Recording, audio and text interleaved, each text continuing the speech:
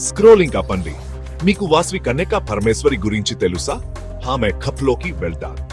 తరాచలంలో ఒక గొప్ప కుస్త్రీయ కుటుంబంలో జన్మించిన వాసవి తన జ్ఞానం మరియు ధర్మం పట్ల హత్తికి పేరుగాంచింది.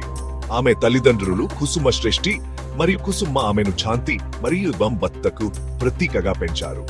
శక్తి అంతమైన రాజు విశ్వక్వర్ధన్ ఆమెను వివాహం చేసుకోవాలని కోరుకున్నప్పుడు వాసవి రాజభోగాల కంటే ధర్మానికే విలువనిచ్చింది మరియు నిరాకరించింది. రాజు కోపం ఆమె కుటుంబం మరియు ప్రజలను బెదిరించింది. వారిని రక్షించడానికి వాసవి తుది త్యాగానికి సిద్ధపడింది. ఆమె అగ్నిలోకి నడిచి దివ్య వనితగా రూపాంతరం చెందింది. ఆమె చర్య ద్వారా వాసవి మనకు శాంతి, సమానత్వం మరియు ఆధ్యాత్మిక సంఘర్త యొక్క ప్రాముఖ్యతను నేర్పింది. సరైనది కోసం నిలబెట్టడానికి కొన్నిసార్లు గొప్ప త్యాగం అవసరమని ఆమె వారసత్వం మనకు గుర్తు చేస్తుంది. వాసవి కన్యకా పరమేశ్వరి నిస్వార్థ సేవ మరియు అచంచలమైన ధైర్యానికి చిహ్నం.